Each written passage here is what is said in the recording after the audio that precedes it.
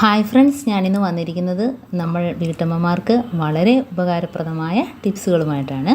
അപ്പോൾ നമുക്ക് വീഡിയോയിലോട്ട് കിടക്കാം. അപ്പോൾ ഫസ്റ്റ് ടിപ്പെന്ന് പറഞ്ഞാൽ നമ്മൾ വാഷിംഗ് മെഷീനിലൊക്കെ തുണി ഇടുമ്പോഴത്തേനും നമ്മൾ വലിയ ബെഡ്ഷീറ്റും അതേപോലെ അതിൻ്റെ കൂടെ തന്നെ ചെറിയ തുണികളൊക്കെ ഇടുമ്പോഴത്തേനും കഴുകി കഴിയുമ്പോൾ എല്ലാം കൂടെ കട്ട പിടിച്ചിട്ട് നമുക്ക് ഓരോ തുണിയായിട്ട് എടുക്കാനൊക്കെ വളരെ ബുദ്ധിമുട്ടായിരിക്കും. അപ്പോൾ അങ്ങനെ ഇല്ലാതിരിക്കാൻ വേണ്ടി നമ്മുടെ കയ്യിലുള്ള പ്ലാസ്റ്റിക് ചെറിയ കവറുകളുണ്ടല്ലോ, ആ കവറുകൾ ഇതേപോലെ ഒന്ന് ചുരുട്ടിയിട്ട് നമുക്ക് അതിൻ്റെ ഇടയ്ക്ക് ഇട്ട് കൊടുക്കാം. അതിലൊരു 3-4 കവർ ഇട്ട് കൊടുക്കാം. അപ്പം നമുക്ക് ആ ബുദ്ധിമുട്ട് ഒഴിവാക്കി കിട്ടും. കാരണം അല്ലെങ്കിൽ തുണിയെല്ലാം കൂടെ ഒറ്റ കട്ടയായിട്ട് കിടക്കും, നമുക്ക് കഴുകി കഴിയുമ്പോഴത്തേനും എടുക്കാൻ വളരെ ബുദ്ധിമുട്ടായിരിക്കും. അപ്പോൾ കഴുകുന്നതിന് മുമ്പായിട്ട് ഇതേപോലെ ഒന്ന് ഇട്ട് കൊടുക്കുക. എന്നിട്ട് നമുക്ക് വാഷിംഗ് മെഷീൻ ഓൺ ചെയ്താൽ നമുക്ക് ഇതേപോലെ കട്ട പിടിക്കാതെ ഓരോ തുണിയായിട്ട് എടുക്കാം. ഇനിയിപ്പോൾ അടുത്ത ടിപ്പെന്ന് പറഞ്ഞാൽ ഒരു സവാളയുടെ മുകൾ ഭാഗം ഇതേപോലെ ഒന്ന് അരിഞ്ഞെടുക്കുക. അപ്പോൾ നമ്മൾ ഈ സവാളയുടെ മുകൾ ഭാഗം അരിഞ്ഞെടുക്കുമ്പോഴത്തേനും അരിഞ്ഞ് മാറ്റി വെച്ച സവാള എടുക്കരുത്, ഇതുപോലെ ഫ്രഷായിട്ട് അരിഞ്ഞ സവാള എടുക്കാവുള്ളൂ. അപ്പോൾ അതിന് നല്ല നീര് മുകളിലായിട്ട് നല്ല നീര് നിൽക്കുന്നതായിട്ട് കാണാം.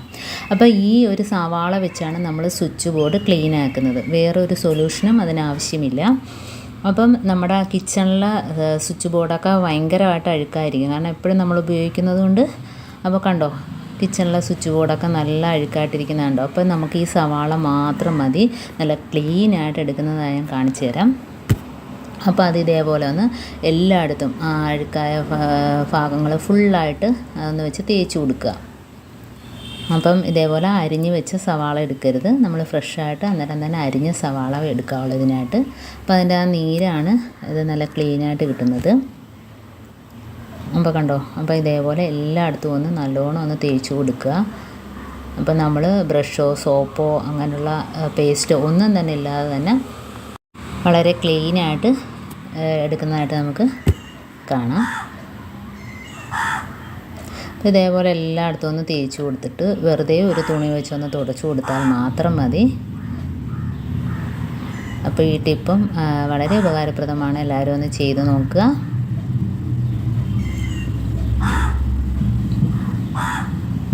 ഇപ്പം കിച്ചണിലെ സ്വിച്ച് ബോർഡാണ് ഞാൻ കാണിക്കുന്നത്, കാരണം കൂടുതലായിട്ട് അഴുക്ക് വരുന്നത് കിച്ചണിലെ സ്വിച്ച് ബോർഡാണല്ലോ.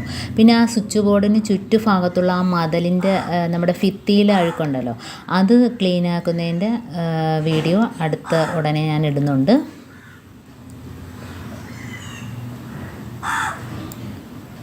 ഇതിപ്പോൾ സ്വിച്ച് ബോർഡ് മാത്രമാണ് ക്ലീൻ ആക്കുന്നത്. അപ്പം ആ ഭിത്തിയിൽ ചുറ്റിനുള്ള അഴുക്കൊക്കെ പോകുന്ന വീഡിയോ ഉടനെ തന്നെ ഞാൻ ഇടുന്നുണ്ട്. ഇപ്പോൾ കണ്ടോ, തുണി വെച്ച് തുടച്ചപ്പോൾ തന്നെ നല്ല ക്ലീനായിട്ട് കിട്ടിയിട്ടുണ്ട്. അപ്പോൾ ഇതിന് പ്രത്യേക സൊല്യൂഷനും കാര്യങ്ങളൊന്നും തന്നെ വേണ്ട, ഈ സവാള മാത്രം മതി. അപ്പോൾ ഇതേപോലെ നമുക്ക് എല്ലാ സ്വിച്ച് ബോർഡും ക്ലീൻ ആക്കാവുന്നതാണ്. നല്ല ക്ലീനായിട്ട് കിട്ടിയിട്ടുണ്ട്. ഇപ്പോൾ സ്വിച്ച് ബോർഡിൻ്റെ ആ ഇടയിലൊക്കെ എന്ന് പറഞ്ഞാൽ നമ്മൾ പിന്നെ ബ്രഷ് വെച്ചൊക്കെ തേച്ചാൽ നല്ലോണം ഒന്നുകൂടെ ക്ലീനായിട്ട് കിട്ടും. ഇപ്പോൾ അടുത്ത ടിപ്പെന്ന് പറഞ്ഞാൽ നമ്മൾ തേങ്ങയൊക്കെ സ്റ്റോർ ചെയ്ത് വെക്കുമ്പോഴത്തേനും 2 ദിവസം കഴിയുമ്പോഴത്തേനും അത് തേങ്ങ ഒരുമാതിരി അതിൻ്റെ മുകൾ ഭാഗമൊക്കെ ഒരുമാതിരി ഇഴുക്കൽ പിടിച്ച കണക്കും അതേപോലെ റോസ് കളറിലൊക്കെ വരും. അപ്പോൾ അങ്ങനെയൊന്നും ഇല്ലാതെ കേടാകാതെ ഇരിക്കണമെങ്കിൽ നമ്മൾ ഉപ്പ് കുറച്ച് എല്ലാ ഭാഗത്തും ഒന്ന് സ്പ്രെഡ് ചെയ്ത് കൊടുക്കുക. അപ്പോൾ ഉപ്പ് ഇതേപോലെ എല്ലായിടത്തും ഒന്ന് സ്പ്രെഡ് ചെയ്ത് കൊടുത്താൽ മതി. ഇപ്പോൾ നമുക്ക് തേങ്ങ സ്റ്റോർ ചെയ്ത് വെക്കാൻ പറ്റും. അപ്പോൾ നമുക്ക് തേങ്ങ ചിരവാൻ എടുക്കുമ്പം തന്നെ നല്ല ഫ്രഷായിട്ട് ഇരിക്കുകയും ചെയ്യും. അതേപോലെ നമ്മൾ ഫ്രിഡ്ജിൽ തേങ്ങ വയ്ക്കുമ്പോഴത്തേനും അടച്ച് വെക്കാൻ ശ്രദ്ധിക്കുക, അല്ലെങ്കിൽ നമ്മൾ തേങ്ങ ചിരവാൻ നേരം അത് നല്ല ഹാർഡായിട്ട് ചിരവിയെടുക്കുന്നതിന് വളരെ ബുദ്ധിമുട്ടായിരിക്കും. അപ്പോൾ അടച്ച് വെച്ചാൽ നമുക്ക് ഫ്രഷായിട്ട് തന്നെ കിട്ടും. ഇപ്പോൾ അടുത്ത ടിപ്പെന്ന് പറഞ്ഞാൽ നമ്മൾ പിന്നെ ടൂത്ത് പേസ്റ്റൊക്കെ ഉപയോഗിച്ചതിൻ്റെ ഇതേപോലെ തീരാറാകുമ്പോഴത്തേനും നമുക്ക് നെക്കിയെടുക്കാനൊക്കെ വളരെ ബുദ്ധിമുട്ടായിരിക്കും. അപ്പോൾ നമ്മുടെ കയ്യിൽ ഇതേപോലെ ഒരു ക്ലിപ്പ് ഉണ്ടായെങ്കിൽ നമ്മൾ ആ പിന്നെ അതിൻ്റെ ചെവിട് ഭാഗം ഇതേപോലെ ഒന്ന് മടക്കി കൊടുത്തിട്ട് ആ തീർന്ന ഭാഗം ഇതേപോലെ മടക്കി കൊടുത്തിട്ട് ക്ലിപ്പിട്ട് കൊടുത്താൽ മതി. അപ്പം നമുക്ക് പെട്ടെന്ന് തന്നെ പേസ്റ്റ് നെക്കിയെടുക്കാനൊക്കെ പറ്റും. അപ്പോൾ ഇങ്ങനെയൊന്ന് ചെയ്ത് നോക്കുക. ഇനിയിപ്പം അടുത്ത ടിപ്പെന്ന് പറഞ്ഞാൽ നമ്മൾ ചൂടായ ഫ്രൈ പാനാണ്, ചൂടായ നമ്മുടെ ദോശക്കല്ല്. അപ്പോൾ അതിനകത്തോട്ട് ഞാൻ ടൂത്ത് പേസ്റ്റ് ഇട്ട് കൊടുക്കുകയാണ്.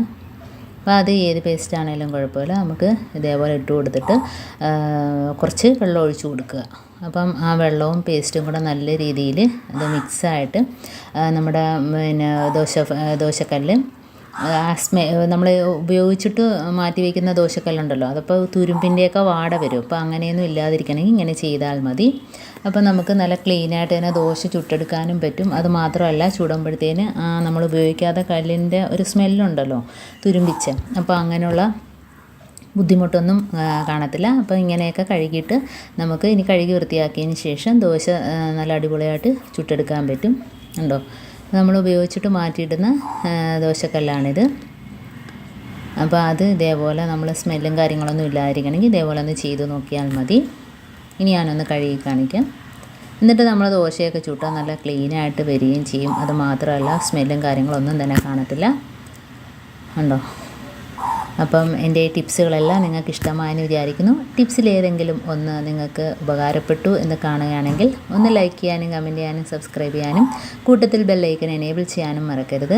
എന്നാൽ മാത്രമേ ഞാനിടുന്ന ഓരോ വീഡിയോസും നിങ്ങളുടെ മുമ്പിൽ നോട്ടിഫിക്കേഷനായി എത്തുകയുള്ളൂ. അപ്പോൾ ഇനിയും നല്ല നല്ല ടിപ്സുകളുമായിട്ട് ഞാൻ നിങ്ങളുടെ മുമ്പിൽ വരുന്നതായിരിക്കും. അതുവരേക്കും താങ്ക്സ് ഫോർ വാച്ചിങ്.